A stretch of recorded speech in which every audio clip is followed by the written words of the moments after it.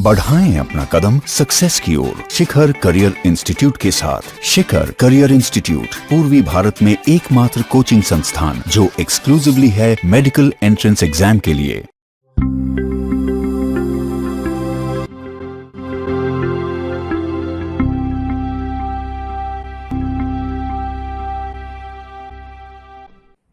बच्चों पढ़ेंगे हम लोग अगला टॉपिक ड्यूलॉन्ग-पेटिट्स लॉ। ये जो ड्यूलॉन्ग-पेटिट्स लॉ है इसका इस्तेमाल हम लोग करते हैं अप्रोक्सीमेट एटॉमिक मास निकालने के लिए किसी भी एलिमेंट का। लेकिन इसको समझने के लिए एक टर्म लॉ में आता है स्पेसिफिक हीट कैपेसिटी, और स्पेसिफिक हीट कैपेसिटी को हम लोग पहले समझ लें, जान लें, तब ड्यूलॉन्ग-पेटिट्स लॉ पढ़ेंगे। तो इसलिए लिखा भी है मैंने, first we need to understand the term specific heat capacity. तो बच्चों पहले समझते हैं स्पेसिफिक हीट कैपेसिटी। यहां पे हमने हीट कैपेसिटी के आगे स्पेसिफिक लगाया, तो याद रखना है कि स्पेसिफिक वर्ड जब लगा होता है तो हम लोग जिस भी टर्म के आगे स्पेसिफिक लगा है उसको हम लोग डिवाइड कर देते हैं मास। ठीक है बच्चों, याद रखना। स्पेसिफिक वॉल्यूम में भी हमने वही किया था, वॉल्यूम को मास से डिवाइड कर दिया, लेकिन स्पेसिफिक ग्रेविटी में ऐसा नहीं करते हैं। तो याद रखोगे कि अगर स्पेसिफिक वर्ड लग गया है इसका मतलब जिस भी टर्म के आगे लगा है उसे मास से डिवाइड कर देना है। तो स्पेसिफिक किसके आगे लगा है? हीट कैपेसिटी के आगे। तो हम लोग इसीलिए हीट कैपेसिटी को किससे डिवाइड कर देंगे? मास से। तो वो कहलाएगा स्पेसिफिक हीट कैपेसिटी। अब कैसे कहलाएगा, क्या कहलाएगा, वही समझते हैं। हीट कैपेसिटी किसे कहते हैं पहले वो जान लें। जैसे कि अगर ये मार्कर है, इस मार्कर को ले हम लोग, तो ये एक सब्सटेंस है। इस सब्सटेंस का टेम्परेचर हमें 1 डिग्री सेल्सियस से या 1 केल्विन से बढ़ा देना है। कितने से बढ़ाना है बच्चों? 1 डिग्री सेल्सियस या 1 केल्विन से बढ़ा देना है। तो कुछ हीट देना पड़ेगा। तो इस सब्सटेंस को हम कितना हीट दें कि इसका टेम्परेचर 1 डिग्री सेल्सियस या 1 केल्विन से बढ़ जाए, उसे कहते हैं हीट कैपेसिटी। इसी तरह मान लो फॉर एग्जांपल अगर हम लोग बेंच ले लें, कोई भी बेंच, डेस्क, कोई भी सब्सटेंस ले लो, अगर ये घड़ी ले लेते हैं हम लोग, तो कहते हैं इस घड़ी का टेम्परेचर हमें 1 डिग्री सेल्सियस या 1 केल्विन से बढ़ाना है, तो उसमें जितना हीट एनर्जी देना पड़ेगा या लगेगा उसे कहेंगे heat capacity of this watch. अगर हम लोग इस बोर्ड की बात करें, इस बोर्ड का टेम्परेचर हमें 1 डिग्री सेल्सियस या 1 केल्विन से बढ़ाना है, उसमें जितना हीट लगेगा उसे बोलेंगे heat capacity of this board. तो हम लोग डिफाइन कर सकते हैं हीट कैपेसिटी को, it is the amount of heat required to raise the temperature of a substance by 1 degree Celsius और 1 केल्विन। बच्चों टेम्परेचर स्केल्स के बारे में सब लोग जानते होंगे कि ऐसा यूनिट में केल्विन लेते हैं, इसके अलावा एक डिग्री सेल्सियस है, एक डिग्री फ़ारेनहाइट है। यही 3 कॉमनली यूज है। वैसे हमारे क्वेश्चंस में केल्विन और डिग्री सेल्सियस में ही दिया होता है टेम्परेचर। तो इसको पढ़ाते हुए मैं थोड़ा सा टेम्परेचर स्केल्स को कैसे रिलेट करते हैं उसके बारे में भी सिखा दूंगा, ताकि बहुत सारे बच्चे जो फॉर्मूला याद करते हैं डिग्री फ़ारेनहाइट और डिग्री सेल्सियस के बीच में, वो करते हैं ना 5/9 या 9/5 प्लस 32 माइनस 32, वैसे करके याद करते हैं, तो फॉर्मूला याद करने की कोई जरूरत नहीं पड़ेगी, वो भी सिखाऊंगा मैं। तो बच्चों हीट कैपेसिटी तो हम लोग समझ लिए, अब समझते हैं specific heat capacity. Specific word जैसे ही ऐड किया, इसका मतलब हीट कैपेसिटी को 1 यूनिट मास से या मास से डिवाइड कर देना है। तो समझते हैं, ये मार्कर है, इस मार्कर का 1 यूनिट मास ले, कहने का मतलब या तो 1 ग्राम, 1 केजी, कुछ भी 1 लेना है, लेकिन 1 यूनिट मास लेंगे और इसका टेम्परेचर अगर 1 डिग्री सेल्सियस या 1 केल्विन से बढ़ाना है हमें, तब कितना हीट देना पड़ेगा उसे बोलेंगे specific heat capacity of this marker. घड़ी की बात करते हैं क्योंकि एग्जांपल लिया था मैंने हीट कैपेसिटी में। अगर इस घड़ी का 1 ग्राम या 1 केजी मास ले और इसका टेम्परेचर अगर 1 डिग्री सेल्सियस या 1 केल्विन से बढ़ाना है, तो that amount of heat will be called specific heat capacity of this watch. अगर बोर्ड की बात करें, अगर इस बोर्ड का 1 केजी ले लें या 1 ग्राम ले लें और इसका अगर हम लोग को टेम्परेचर 1 डिग्री सेल्सियस या 1 केल्विन से बढ़ाना है, तो उसे बोलेंगे specific heat capacity of this board. तो कह सकते हैं हीट कैपेसिटी की डेफिनेशन में हमने एक एक्स्ट्रा टर्म ऐड कर दिया, 1 यूनिट मास ऑफ सब्सटेंस। तो लिखा है मैंने It is the amount of heat required to raise the temperature of 1 unit mass of a substance by 1 degree Celsius or 1 Kelvin. आप समझते हैं ये रिलेशन बच्चों तुम लोगों ने पढ़ा होगा 9th 10th में भी कि Q is equal to ms delta T। यहाँ पर ये जो Q है हीट एनर्जी, जो स्मॉल m है वो बताता है मास of substance, small s specific heat capacity of substance है, और डेल्टा T है चेंज इन टेम्परेचर। डेल्टा जहां भी लगता है उसका मतलब क्या चेंज है, तो ये रिलेशन है। यहां से हम लोग चाहें तो S को बोल सकते हैं Q/m डेल्टा T। बच्चों देखो तो ये S एक कांस्टेंट है क्योंकि ये डिफरेंट सब्सटेंसेस के लिए डिफरेंट होता है और ये चेंज नहीं करता है। जैसे वाटर की बात करें तो वाटर के लिए जो S का वैल्यू होगा वो चेंज नहीं करेगा, वो कांस्टेंट रहेगा। इसी तरह हर सब्सटेंस का एक डिफरेंट कुछ वैल्यू होता है।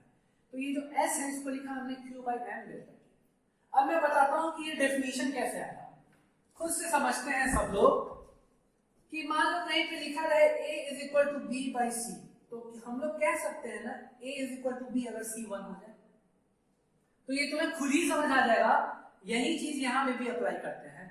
आज के बाद से साइंस में अगर कांस्टेंट को डिफाइन करना हो तो डेफिनेशन याद रखने की जरूरत नहीं पड़ेगी बच्चों। मैं खुद कभी डेफिनेशन इन सब की नहीं याद रखता हूँ कांस्टेंट्स की। क्यों? क्योंकि मुझे ये तरीका पता है हम लोग कैसे डिफाइन करेंगे इसे, एकदम परफेक्ट डेफिनेशन आएगा। बोल सकते हैं S is equal to Q, S बराबर Q जब M ही 1 और डेल्टा T भी 1। तो हम लोग ये वाला तरीका लगा रहे हैं, S बराबर Q जब M भी 1 और डेल्टा T भी 1। इसका क्या मतलब हुआ, अगर 1 यूनिट मास सब्सटेंस लें और उसका टेम्परेचर चेंज कर दें 1 डिग्री सेल्सियस या 1 केल्विन से, तब जो हीट चाहिए उसे बोलेंगे स्पेसिफिक हीट कैपेसिटी। वही डेफिनेशन लिखा है हमने, it is the amount of heat required to raise the temperature of 1 unit mass of substance by 1 degree Celsius और 1 केल्विन। अब यूनिट की बात करते हैं। Q जूल में होता है क्योंकि एनर्जी है, जूल कैलोरी बोलते हैं। तो जूल मास का ऐसा यूनिट केजी और डेल्टा टी का चेंज इन टेम्परेचर का केल्विन, ये एक यूनिट हुआ। चाहे तो जूल ग्राम पर डिग्री सेल्सियस भी बोल सकते हैं या फिर बोल सकते हैं calorie per gram degree Celsius. ये एक बेसिक सा पॉइंट बता दूं कि 1 कैलोरी जो है वो 4.182 जूल के बराबर होता है। इसे अप्रोक्सीमेटली 4.2 जूल बोल सकते हैं। इसका मतलब कैलोरी से अगर जूल में जाना है तो 4.2 से मल्टीप्लाई करेंगे और जूल से कैलोरी में आना है तो 4.2 से हम लोग डिवाइड करेंगे। अब इसी रिलेशन में बच्चों हमें क्या पता है, हीट कैपेसिटी को जब हमने मास से डिवाइड किया तो स्पेसिफिक हीट कैपेसिटी आया। इसका मतलब स्पेसिफिक हीट कैपेसिटी में अगर मास मल्टीप्लाई कर दें तो क्या मिलेगा हमें, heat capacity. This means m into s is heat capacity. तो हीट कैपेसिटी क्या हो गया यहाँ पे m into s, और ये जो s है स्मॉल s वो क्या है, स्पेसिफिक हीट कैपेसिटी। बच्चों स्पेसिफिक हीट कैपेसिटी जानने के बाद अब हमारी बारी आई है कि हम लोग जानेंगे कि ड्यूलम-पेटिट्स लॉ क्या कहता है और है क्या। सबसे पहले बता दूं कि ड्यूलम और पेटिट दो साइंटिस्ट थे जिन्होंने मिलकर ये लॉ दिया, और ये लॉ वैलिड है सॉलिड एलिमेंट्स के लिए। क्या कहता है ये लॉ, समझते हैं कि किसी भी एलिमेंट का एटॉमिक मास और उसके स्पेसिफिक हीट कैपेसिटी का प्रोडक्ट लगभग 6.4 के बराबर आता है। ये इस तरह से मैंने जो साइन दिया है इसे इक्वल टू कहते हैं और इसे हम लोग कहते हैं अप्रोक्सीमेटली इक्वल टू। तो लिख भी दिया मैंने बगल में अप्रोक्सीमेटली, शॉर्ट फॉर्म में अप्रॉक्स बोलते हैं इसे। तो ड्यूलम-पेटिट्स लॉ के अकॉर्डिंग एटॉमिक मास और स्पेसिफिक हीट कैपेसिटी का प्रोडक्ट 6.4 होता है सॉलिड एलिमेंट्स के लिए, लेकिन जनरली इसे हम लोग मेटल्स के लिए अप्लाई करते हैं। अब ध्यान रखने वाली बात है कि ये जो स्पेसिफिक हीट कैपेसिटी है वो उस समय calorie per gram degree Celsius में लिया गया था जब ये लॉ दिया गया था। तो हम लोग याद रखेंगे कि atomic mass into specific heat capacity in calorie per gram degree Celsius is approximately equal to 6.4। इन दोनों के प्रोडक्ट को हम लोग एटॉमिक हीट भी बोलते हैं। तो लिख सकते हैं atomic heat is equal to 6.4 approximately. अब बच्चों सवाल होता है कि एटॉमिक मास फाइंड करना होता है और ये स्पेसिफिक हीट कैपेसिटी दिया गया रहता है सवाल में, या फिर इसका उल्टा भी कर सकता है, ये दे करके स्पेसिफिक हीट कैपेसिटी पूछे। तो हमें पता है कि इस ड्यूलॉन्ग पेटिट्स लॉ से जो एटॉमिक मास मिलता है वो एग्जैक्ट नहीं होता है, वो हमेशा अप्रोक्सीमेटली वाला मिलता है, अप्रोक्सीमेट मिलता है। ठीक है, तो हम लोग बोल सकते हैं atomic mass approx is equal to 6.4 divided by specific heat capacity. तो शॉर्ट फॉर्म में लिखा है मैंने 6.4 डिवाइडेड बाय स्मॉल एस। अब बच्चों इन सब पे क्वेश्चन कैसा होगा ये आप लोग देखते हैं। बहुत बार बच्चे गलती क्या करते हैं कि ये स्टेटमेंट तो याद रखते हैं पर ये याद नहीं रखते हैं कि सॉलिड एलिमेंट्स के लिए है, ये भी नहीं याद रखते हैं कि यूनिट क्या है, calorie per gram degree Celsius. तो हम लोग समझते हैं कि क्वेश्चन किस तरह से बनाएंगे। बच्चों specific heat capacity S given है सवाल में, मान लो तो दो केस होता है, या तो उसका यूनिट नहीं दिया जाता है या फिर यूनिट दिया जाता है। अगर यूनिट नहीं दिया हुआ है तो मान लेना है कि यही वाला यूनिट है जो स्टैंडर्ड है इस लॉ के लिए। याद रखेंगे सवाल में अगर स्पेसिफिक हीट कैपेसिटी की यूनिट नहीं दी हुई है तो हम लोग मानेंगे कि it is calorie per gram degree Celsius. ठीक है, और अगर यूनिट दे दिया गया है तब चेक करना है कि वो calorie per gram degree Celsius है या नहीं। अगर है तब तो वेरी गुड, और नहीं है तो हम लोग कन्वर्ट करेंगे। ठीक है बच्चों, तो ये दो तरीके का क्वेश्चन रहेगा कि यूनिट नहीं दिया रहेगा और यूनिट दिया रहेगा। नहीं दिया हुआ है तो मान लेना है कि calorie per gram degree Celsius है, और अगर दे दिया है फॉर एग्जांपल जूल पर केजी डिग्री सेल्सियस तो उसको कन्वर्ट करेंगे।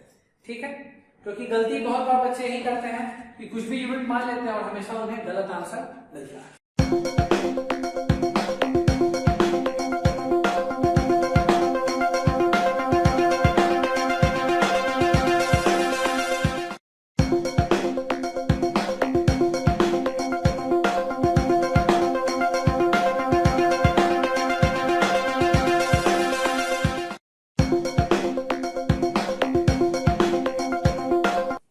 क्वेश्चन देखेंगे डुलॉन्ग पेटिट्स लॉ।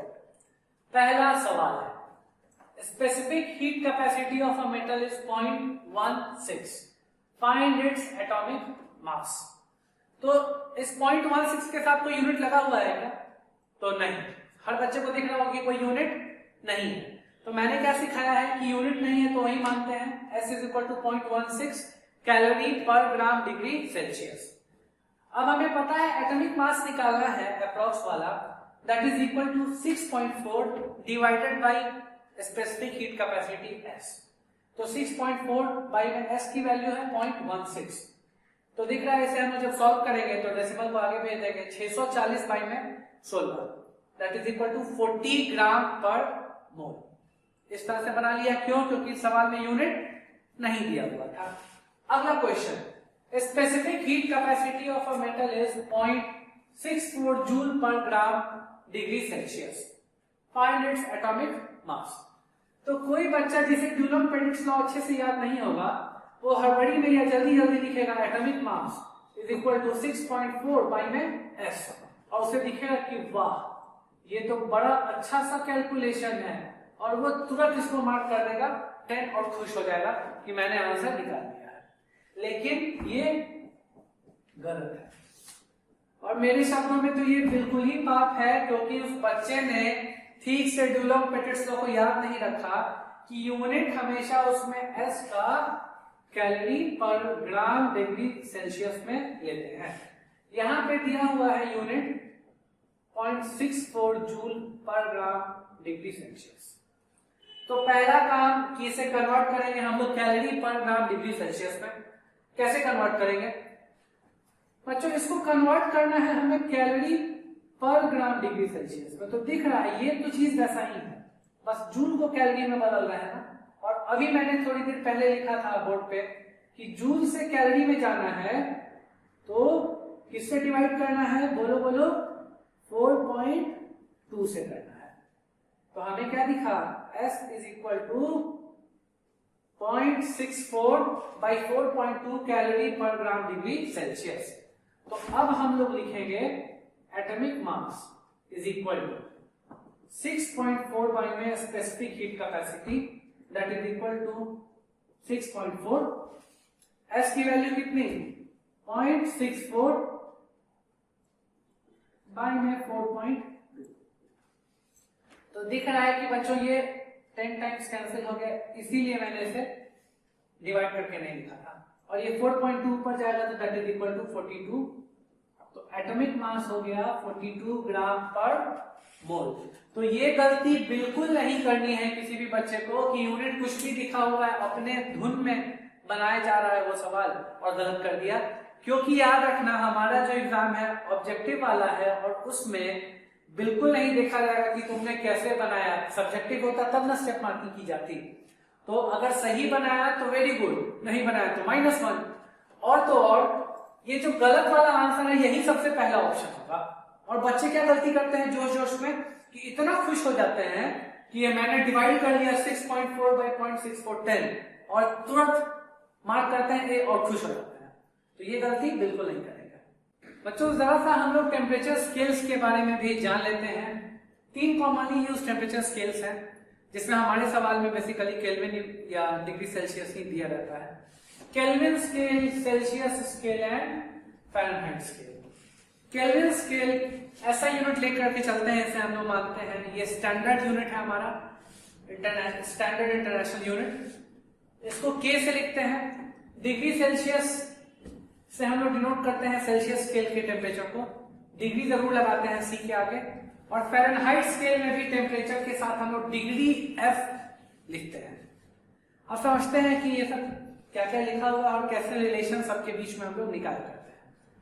ये 273 केल्विन से 373 केल्विन इसका लोअर लिमिट से अपर लिमिट है।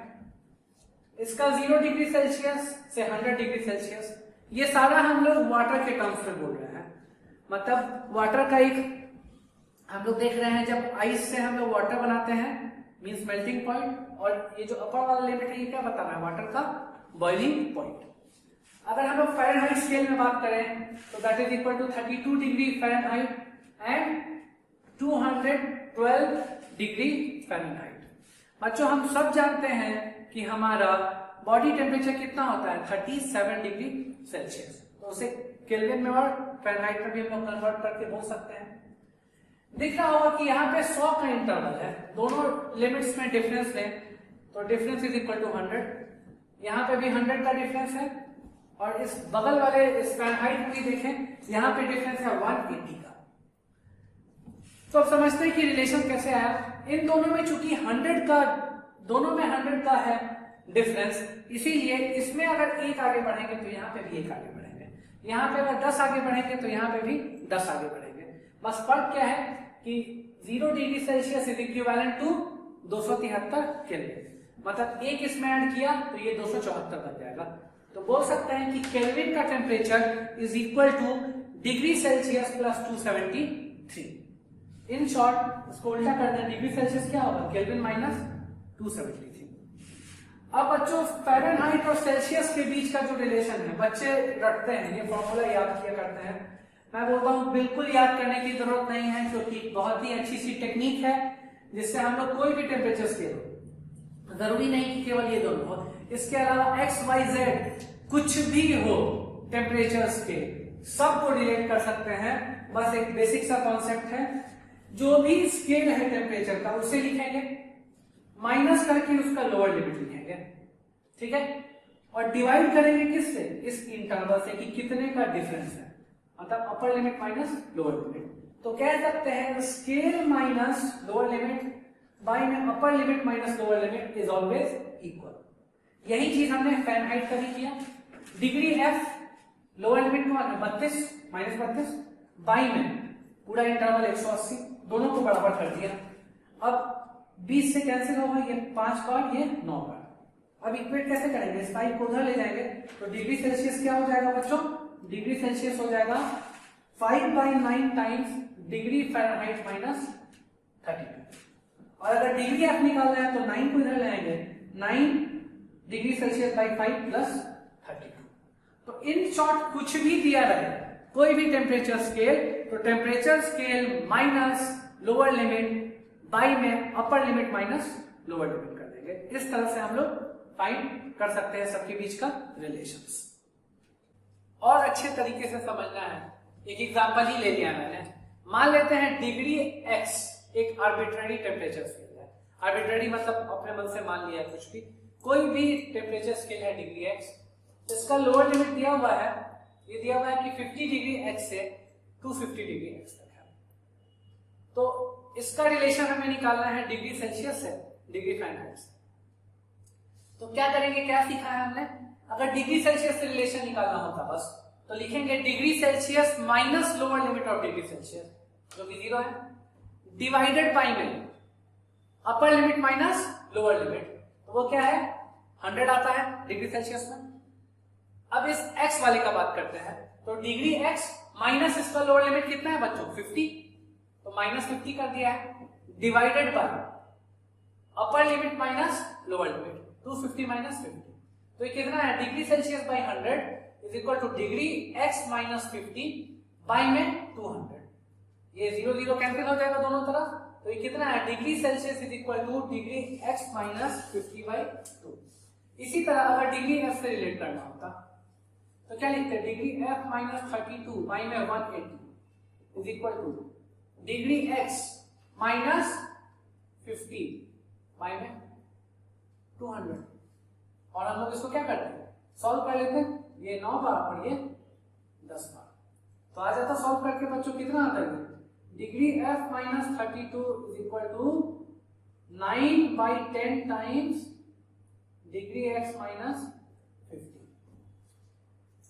इसे और अच्छे से लिखे तो क्या होगा, degree f minus 32 is equal to 9 degree x by 10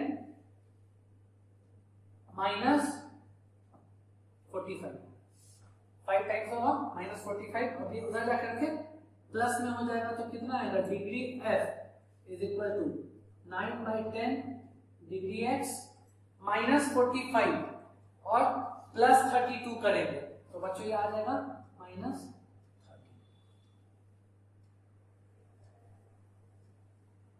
तो ये रिलेशन आया। तो हमने क्या सीखा कि कोई भी स्केल उसका लोअर लिमिट को घटाते हैं, डिवाइडेड बाई क्या करते हैं अपर लिमिट माइनस लोअर लिमिट। इस तरह से हमने इसको रिलेट किया, बड़ा आसान सा था। Degree f minus 32 by 180 is equal two degree x minus 50 by 200 और हमने उसको सॉल्व कर दिया जैसे यहाँ पे किया था। अब आ जाते हैं क्वेश्चन पे, बड़ा कॉमन क्वेश्चन है, ऐसा कौन सा टेम्परेचर है जहां पे सेल्सियस और फ़ारेनहाइट स्केल्स का सेम रीडिंग होगा। तो सेम रीडिंग होगा इसका मतलब x डिग्री सेल्सियस ले या x डिग्री फ़ारेनहाइट दोनों क्या है सेम होगा। तो रिलेट करते हैं, degree c by 100 is equal two degree f minus 32 by 180।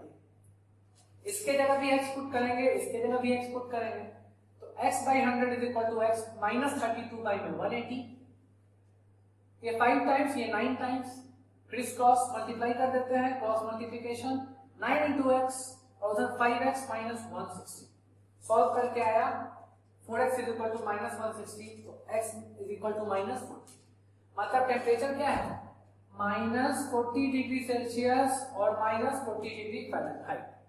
अगर क्वेश्चन में दिया रहता इसी तरह का क्वेश्चन में कि ऐसा कौन सा टेम्परेचर है जहां पे डिग्री सेल्सियस की रीडिंग का 3 गुना है फ़ारेनहाइट का रीडिंग, तो अगर डिग्री सेल्सियस को x मानते हैं तो डिग्री फ़ारेनहाइट क्या मानते हैं बच्चों 3x, और तब सॉल्व करके x निकाल लेते हैं। अगर क्वेश्चन में दिया गया रहता कि डिग्री सेल्सियस डिग्री फ़ारेनहाइट में रिलेशन है कि फ़ारेनहाइट वाला रीडिंग डिग्री सेल्सियस का डबल है, तो इसके जगह x और इसके जगह 2x पुट करते हैं, और बाकी बेसिक कन्वर्जन तो सीख ही लिया है सारे बच्चों ने। तो ये था टेम्परेचर स्केल्स के बारे में।